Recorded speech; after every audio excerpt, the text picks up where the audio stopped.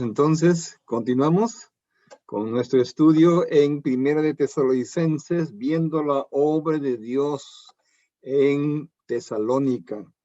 Estamos ahora en el capítulo 2 y vamos a leer el primer verso donde dice: porque vosotros mismos sabéis, hermanos, que nuestra visita a vosotros no resultó vana.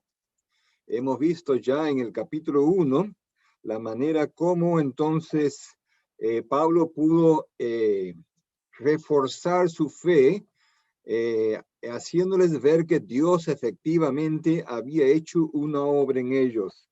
Decíamos que en cada carta de Pablo ocupa, después de los saludos, ocupa unos momentos para decir por qué él piensa que estas personas eran de Dios, eran asamblea de Dios, le pertenecían a Dios. Y entonces esto Pablo ha hecho también en Tesalónica, pero más largo se puede decir que en otras cartas. En otras cartas, muy sucinto, muy corto fue su introducción en cuanto a ver las cosas como que había en sus vidas que demostraban que eran creyentes. Pero en Tesalonicenses, en esta carta, ocupa por lo menos 2 capítulos o quizás más. En el capítulo 1 habíamos visto que él había notado su elección de 2 principales maneras. Uno es por la forma como ellos reaccionaron ante la palabra de Dios y se vio que realmente había una obra de Dios en ellos debido a los 3 puntos cardinales manifestados en su vida. Acordarnos sin cesar, dice el verso 3, delante de nuestro Dios y Padre nuestro, de la obra de vuestra fe, del trabajo de vuestro amor y de vuestra constancia en la esperanza en nuestro Señor Jesucristo, notando entonces que efectivamente esas cosas no podían producirse a menos que por medio de su Espíritu Santo Dios las esté produciendo. Y una de las razones por las cuales podemos decir que las personas son de Dios es porque tienen el Espíritu Santo como sello, demostrando que son de Dios. Entonces, primeramente habló de cómo llegó a ellos, cómo ellos respondieron ante la palabra de Dios. Pero también dio otra razón por la cual él pensaba que eran amados de Dios y electos de Dios. Dice verso 5, pues nuestro evangelio no llegó a vosotros.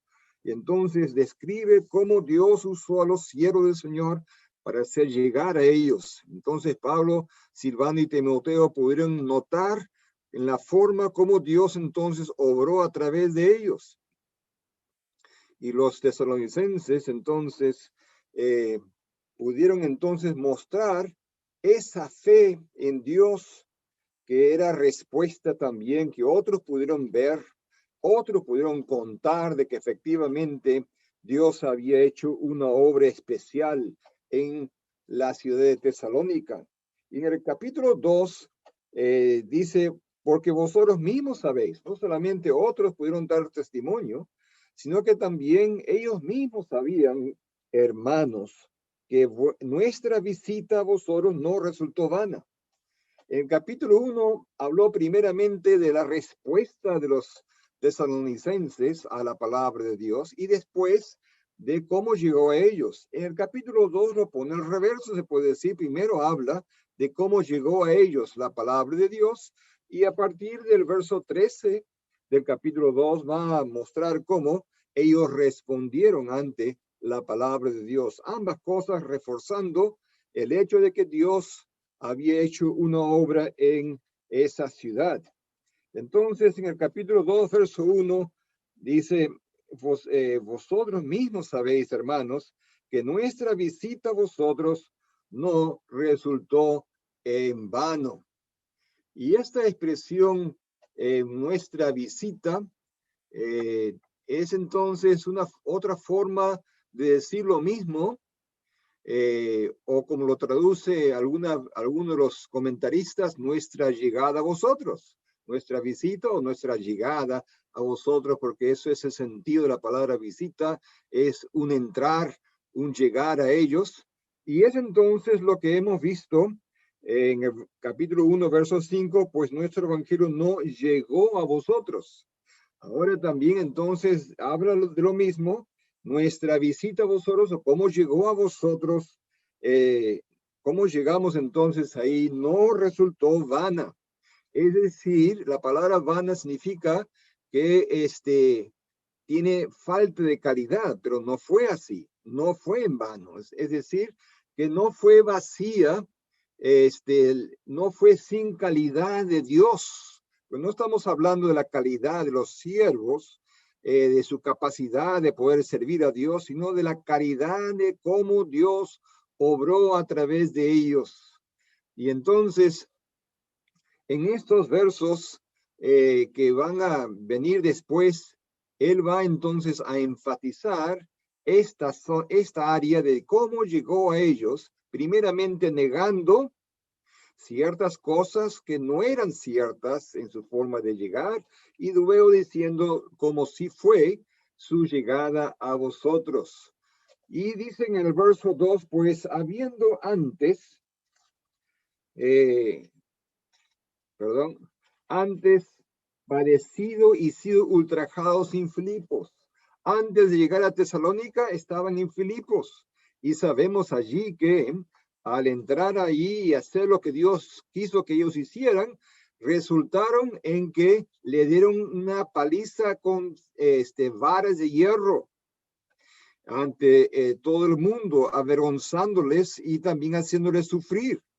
Y después los echaron en la cárcel y sin embargo, así como Pablo notó de los tesalonicenses que en medio de gran tribulación, pero con gozo del Espíritu Santo, era evidencia también eso en la vida de los mismos apóstoles y con razón que los tesalonicenses también aprendieron de ese mismo ejemplo de los siervos del Señor.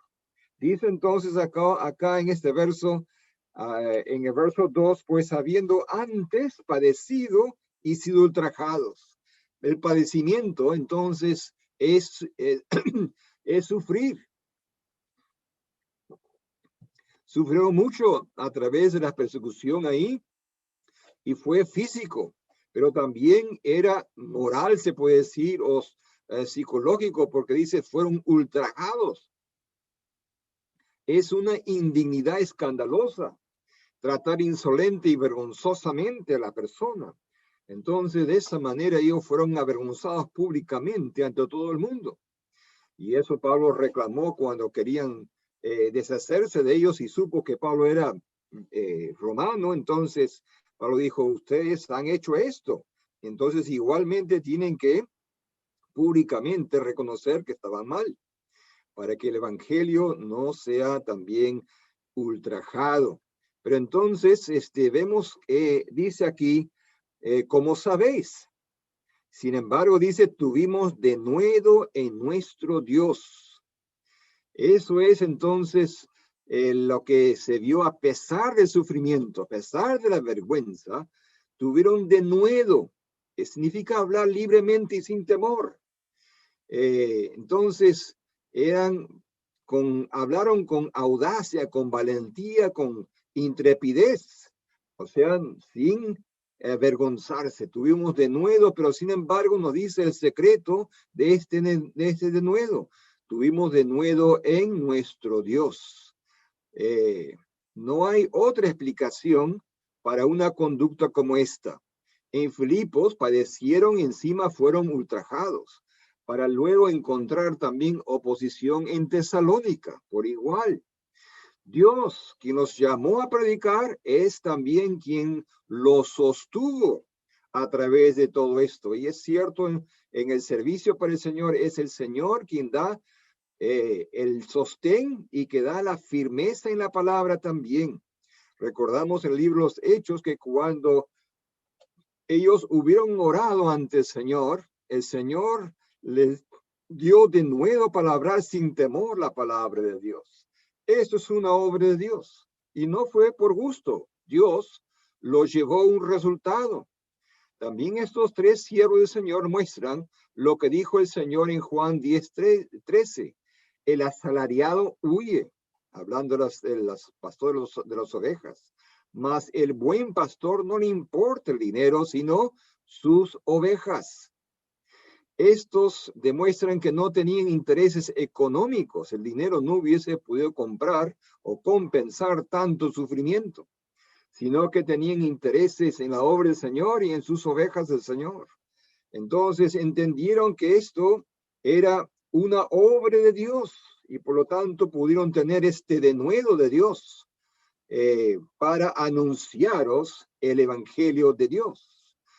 El evangelio es de Dios y por lo tanto al saber que el evangelio es de Dios es suficiente para anunciarlo en medio de oposición. Agregado a esto está la fortaleza y el denuedo que Dios mismo da. En medio de, rodeado se puede decir, en el ambiente de gran o mucha oposición. No fue poco la oposición que ellos recibieron en Tesalónica.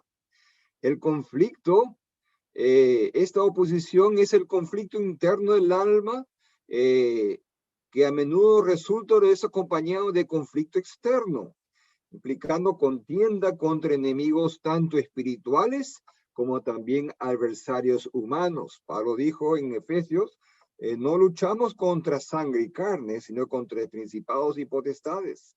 Y esta misma palabra usada acá, mucha oposición, tiene esos dos sentidos, el conflicto interno del alma como también el externo que viene a resultado de esto.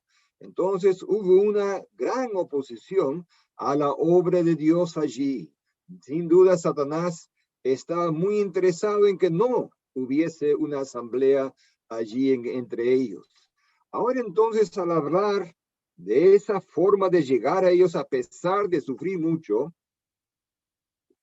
se nota que parte de la oposición era crítica del enemigo, porque Satanás es calumniador, y críticas que Satanás levantó en contra de los apóstoles para desacreditar su servicio para el Señor. Y eso va a ser cierto en la obra del Señor. Siempre el siervo del Señor va a ser acusado de falsos o malos intereses personales.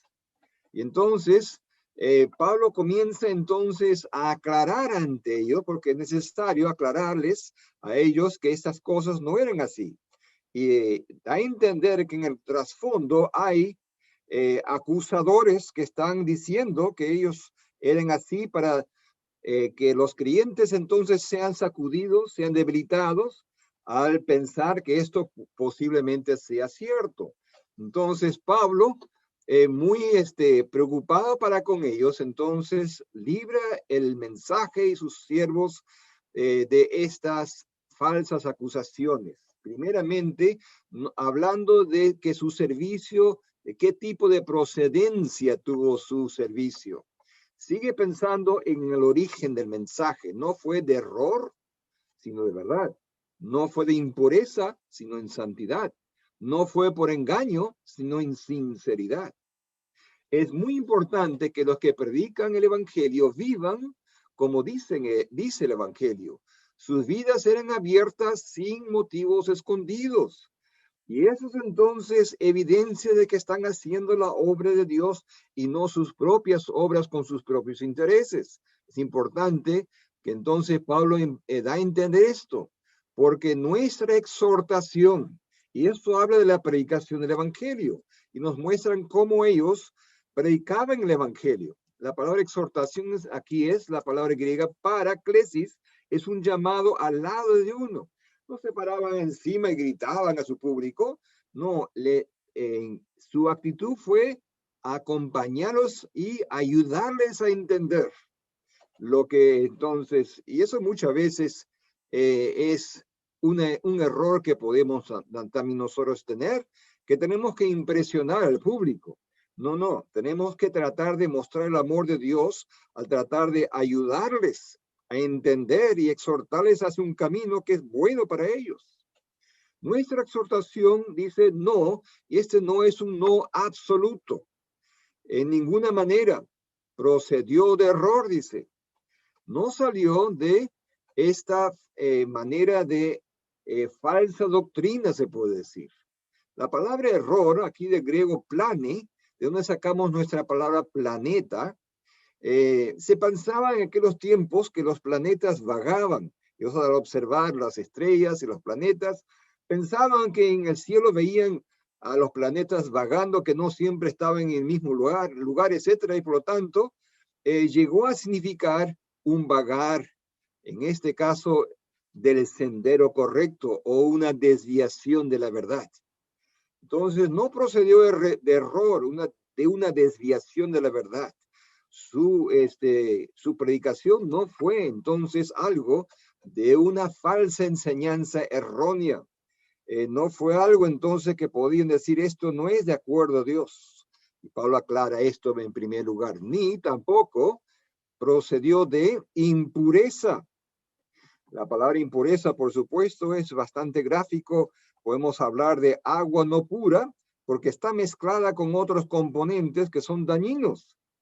Pero aquí en este caso también puede significar malos intereses de índole sexual, de impureza, hablando de algo moral. Esto sugiere que la sensualidad y la falsa doctrina muchas veces están conectadas. Si uno se desvía de la doctrina correcta, también sería fácil que uno se desvíe moralmente. Entonces, dice, no procedió, nuestra exhortación no procedió de impureza. Se dice que uno juzga solo de acuerdo a lo que uno conoce. Sin duda quisieron clasificar a Pablo, Silvano y Timoteo con las religiones de esa época. Entonces, juzgándoles a decirles que eran iguales a lo que ellos conocían. Esas religiones de esa época no solo permitían la inmoralidad, sino que la recetaban en sus rituales adorando al sexo como la esencia central y misteriosa del universo.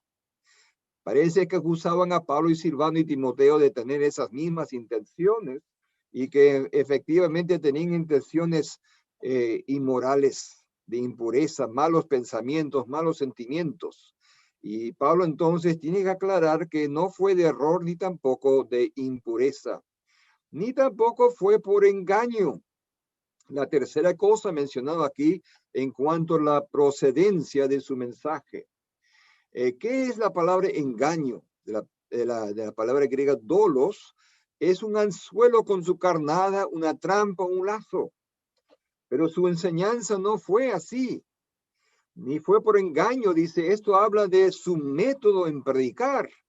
No se satisfacía con utilizar cualquier clase de carnada discutible a fin de que los hombres fuesen cautivados para su causa. Se negó a usar medios carnales para lograr fines espirituales.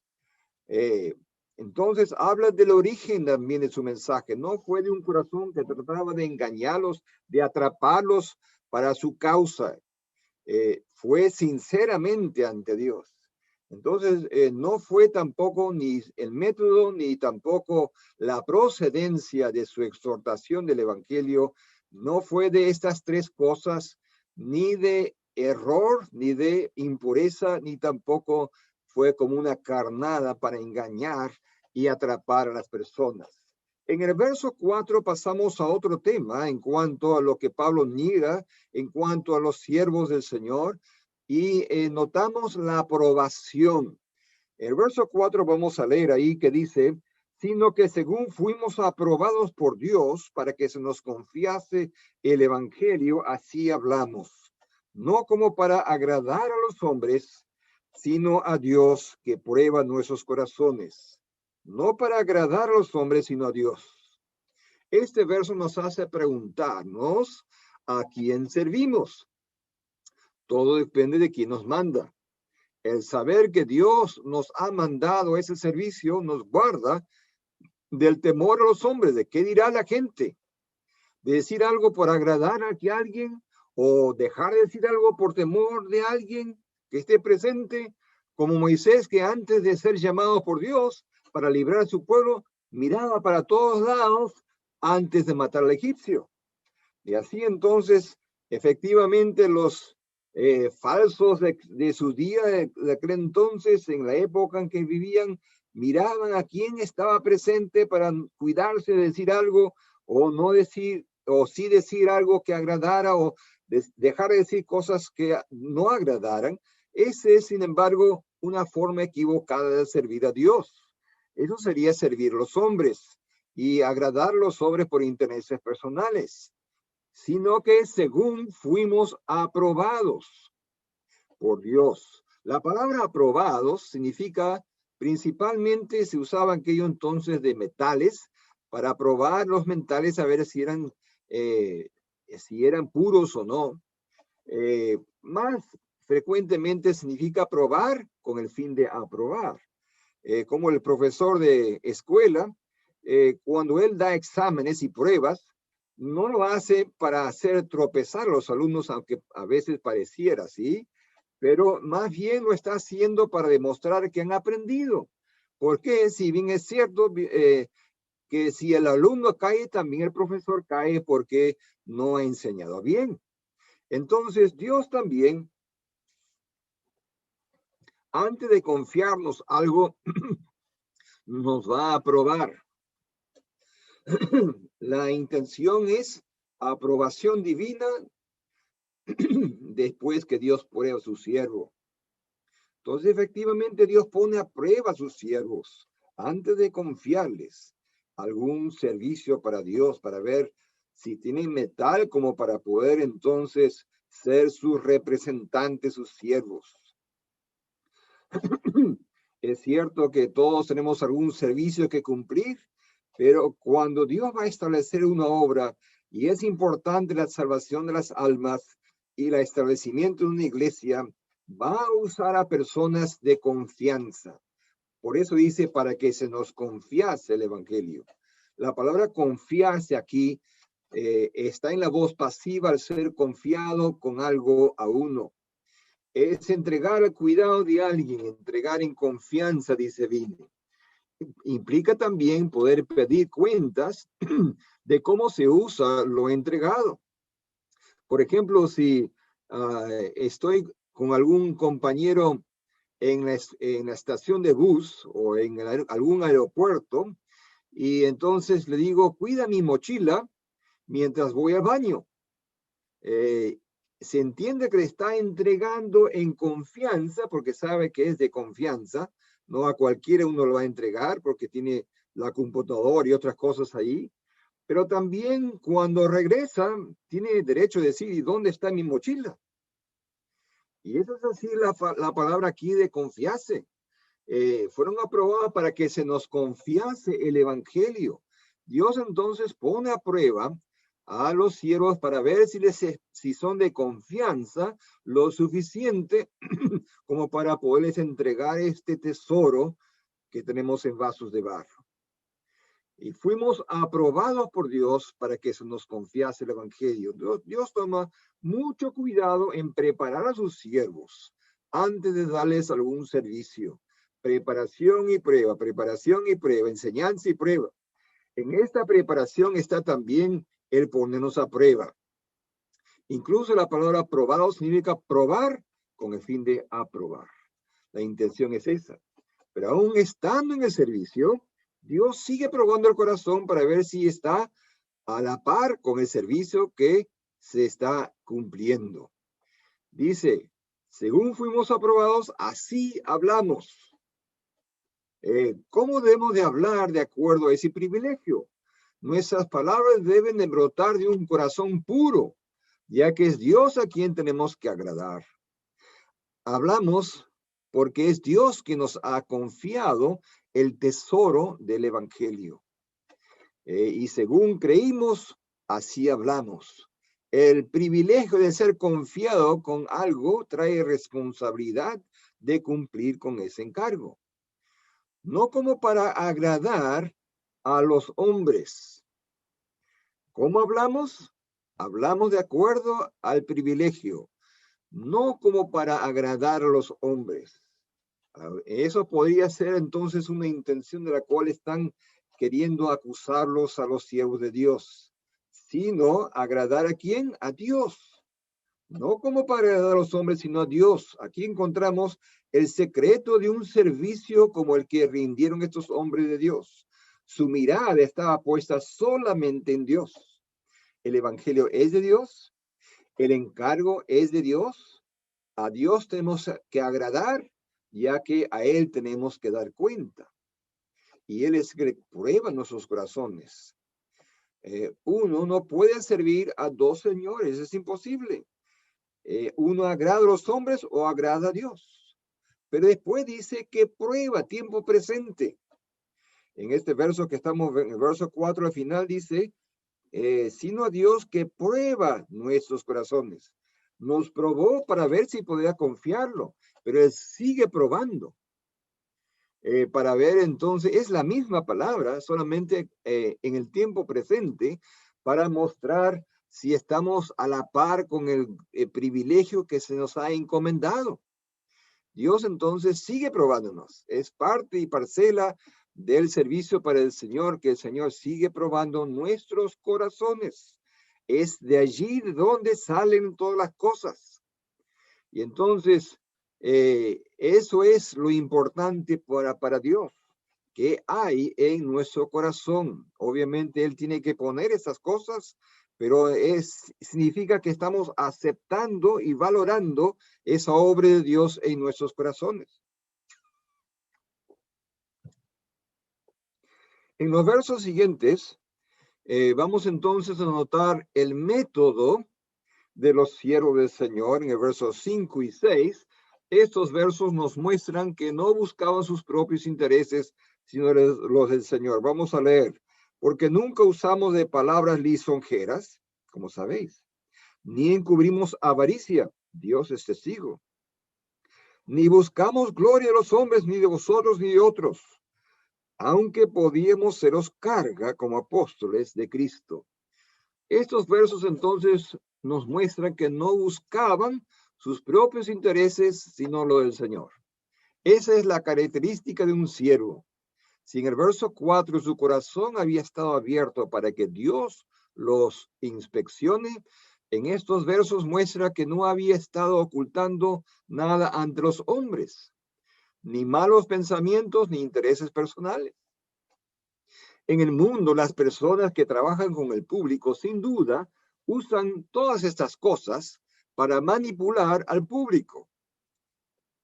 Pero no así con el siervo del Señor. Para servir al Señor se necesita depender completamente de Dios.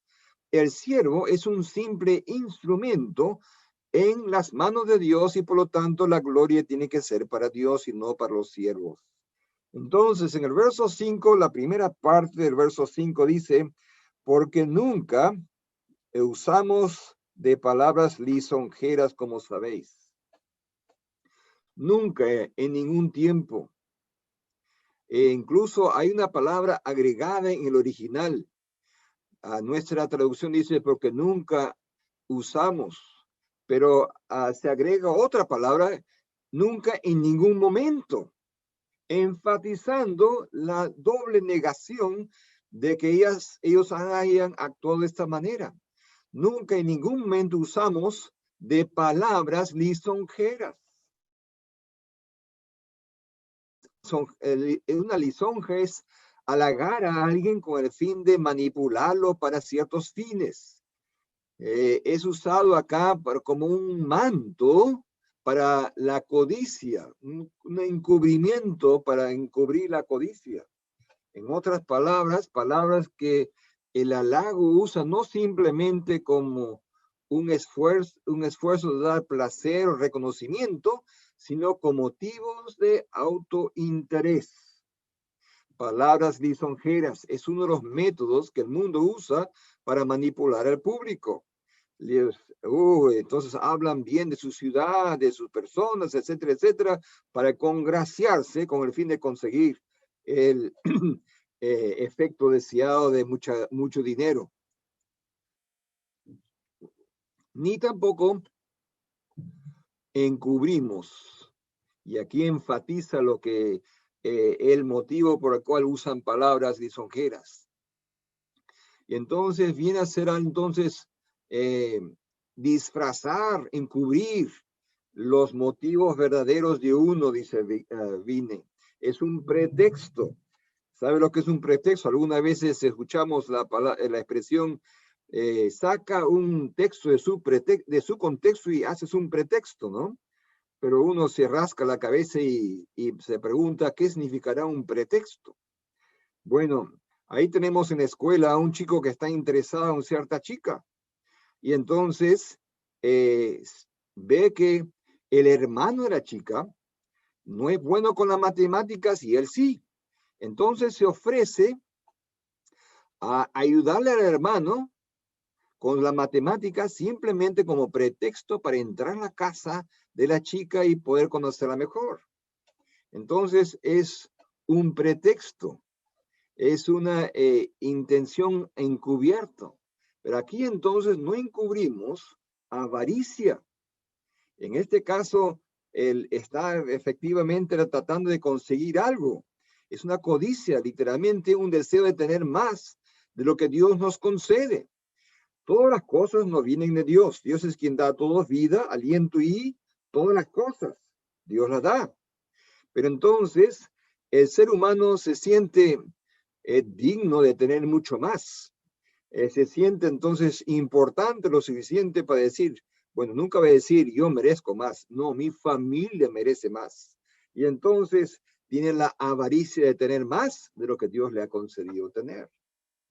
Y entonces esto también es motivo de que acusen a los siervos de Dios. Y en esto, en la avaricia, ya que es un asunto del corazón, dice Dios es testigo. Dios afirma de que eso es así. Ni encubrimos avaricia. Y eso también sería entonces un rival al señorío de Cristo. Para esto Dios es testigo de las intenciones del corazón. Nosotros no tenemos capacidad de juzgar las intenciones de los corazones de las personas, pero Dios, siempre cuando se trata de las intenciones, Pablo llama a Dios como testigo de cosas que solo Dios puede ver en el corazón en cuanto a las intenciones. Verso 6 entonces dice, con respecto a la motivación que motivaba su servicio, y hemos visto algunas otras cosas que se vio en ellos. Hemos visto su método, hemos visto también antes de eso su aprobación y hemos también notamos su procedencia de este servicio. Pero ahora pasamos en el verso 6 a la motivación. ¿Qué es lo que impulsa? ¿Qué es lo que motiva su servicio? Es importante tener una buena motivación, algo que nos impulse a servir a Dios. Y entonces en la segunda parte del verso 5 dice, ni encubrimos avaricia, Dios es testigo. Ni buscamos, en el verso 6, gloria de los hombres. Entonces, ese es uno de las motivaciones posibles en el servicio del Señor, es buscar la gloria de los hombres. ¿Qué es gloria? Bueno, la gloria es lo que hace resaltar a alguien, lo que resulta de una buena opinión. Las cualidades que hacen que una persona resalte por encima de otro. Por ejemplo, esta palabra gloria dice que en los proverbios dice que la gloria del joven es su fuerza. Entonces, ¿por qué él dice que es una gloria su fuerza? Porque lo hace resaltar sobre otros que tienen menos fuerza. Pero después dice también, y la gloria del anciano es su cabello blanco. ¿Qué similitud puede haber entre la fuerza de un joven y el cabello blanco de un anciano? Bueno, es lo que lo hace resaltar. En un público de todos que tienen cabello negro, hay uno que tiene cabello blanco y resalta. Entonces es su gloria porque lo hace resaltar ante otros. Este es el significado entonces de la palabra gloria, algo que lo hace resaltar a la persona sobre otros por ciertos motivos. Pero en este caso, no buscamos gloria de los hombres. Es un posible motivo o motivación para el servicio en buscar gloria. Es cierto que hay quien no busca beneficio material, pero sí busca gloria de los hombres, ser considerado importante ante otras personas, ser una persona respetada y que le veneren y dice, mi querido anciano, etcétera, etcétera, ¿no? Buscan la gloria de los hombres. Pero no fue así con estos siervos del Señor, sino que en todas esas cosas mostraron una completa autoenegación en su devoción a Cristo, negando lo suyo propio para poder entonces darse en devoción a Cristo a su servicio. Pero a veces esa gloria se busca a través de la cantidad de dinero con el cual se estima la obra de uno. Entonces se dice, me estima mucho porque mira cuánto me han dado. Y entonces los honorarios. Se dice que en el tiempo de los filósofos, en el tiempo de los griegos, había un filósofo que decía de otro, tu sabiduría no debe ser muy buena porque no cobras. Si tu sabiduría fuera importante, entonces podías cobrar una buena cantidad. Y en algunas maneras también efectivamente acusaban a estos hombres, siervos de Dios, de también tener motivaciones económicas. Pero esta gloria no lo buscamos, dice Pablo, ni de los hombres, ni de vosotros, ni de otros. La gloria de los hombres no era una cosa que dominaba, que motivaba nuestro servicio para el Señor, aunque podíamos seros carga, estar en ese ambiente de una carga para la asamblea, para la obra del Señor y para los creyentes. Esta palabra carga denota un peso o cualquier cosa que esté presionando sobre uno físicamente o que haga demanda sobre los recursos de uno, ya sea material, espiritual o religioso. Es una carga. Pablo no quería hacer carga a ellos. Aquí refiriéndose a una carga material de su apoyo económico. Entonces, podríamos, dice, como apóstol de Jesucristo. ¿Qué es esto de que el apóstol de Jesucristo puede mandar apoyo económico? Es cierto, el Señor dijo, los siervos del Señor viven del evangelio. Pero entonces, aquí, ¿en qué sentido es apóstol? Bueno, sabemos que hay un sentido primordial del apóstol, que era Pablo, que era una persona que era enviada directamente del Señor a los gentiles, a diferencia de Pedro, que fue enviado también por el mismo Señor a los judíos, como para representarlo. Pero no podemos aceptar esa definición en este caso porque usa un plural. Y hablando entonces no solamente de Pablo, sino de sus compañeros también. Dice en el verso, podíamos seros carga como apóstoles, plural, de Cristo. ¿En qué sentido entonces los tres de ellos eran apóstoles? Bueno, eran enviados de iglesias. Por ejemplo, Pablo y Silas fueron encomendados por la obra ahí en su asamblea que los encomendó la obra. Ellos fueron encomendados en Hechos capítulo 13 y ahí vemos entonces que el Espíritu Santo dijo a los hermanos en Antioquía que debían separar a Pablo y a Bernabé para la obra que Dios los había llamado. La asamblea en Antioquía entonces hizo caso a este llamado del Señor y los comendó la obra. Eran entonces enviados por la iglesia.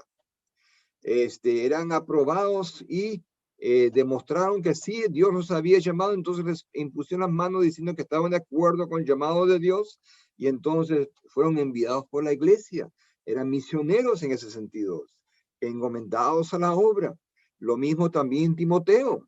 Él también en su asamblea local, los hermanos recibieron una revelación de algún profeta que decía que efectivamente Dios había llamado a Timoteo, aunque era un poco tímido. Entonces Dios tuvo que aprobar de esta manera y entonces efectivamente los ancianos también impusieron las manos sobre Timoteo para decir que estaban de acuerdo con este llamado del Señor a la obra para acompañar a Pablo. Y fue efectivamente muy útil.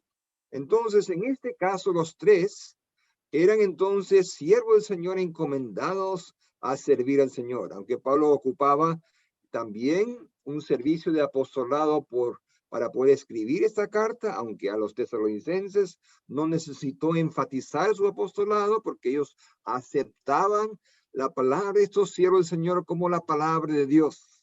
Una cosa que sobresalía también de ellos, la fe que ellos tenían de que Dios les estaba hablando. Y entonces Pablo no tuvo que mostrar no tuvo que insistir que él era apóstol ante ellos, no lo mismo en Corinto y en otras iglesias donde él escribió. Solamente los tesalonicenses y los filipenses pudo hacer esto de no tener que decir que era apóstol. Pero aquí entonces estos tres fueron entonces reconocidos y podrían haber exigido que se les dé apoyo económico. Sin embargo, decidieron que no iba a ser así en este lugar, como tampoco en Corinto. Iban a aceptar. Los de Filipos sí les enviaron muchas veces apoyo para la obra del Señor, y de esa manera, cuando no había, entonces Pablo se dedicaba a trabajar.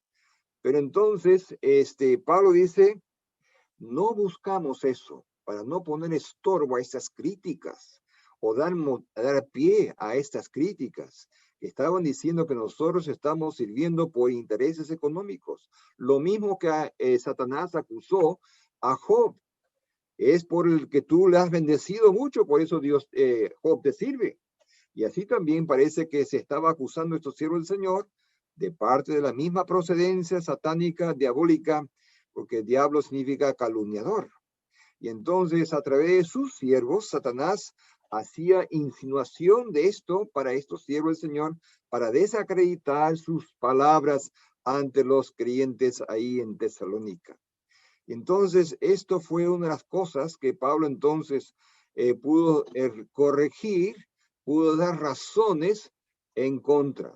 Entonces, lo primero que hace Pablo es demostrar cómo no fue el servicio de ellos. Hemos visto su procedencia en el verso 3. Como entonces dice, porque nuestra exhortación no procedió de error, ni impureza, ni fue por engaño. Luego en el verso 4, la aprobación, que no era de los hombres, sino de Dios. Y su método, en la primera parte del verso 5, nunca usamos de palabras lisonjeras, no fue ese método.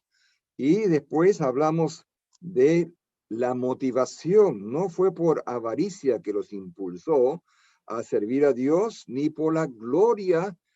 Justamente parece estar muy conectado eso de la avaricia. No fue por interés económico, mucho menos por gloria personal, que ellos servían al Señor.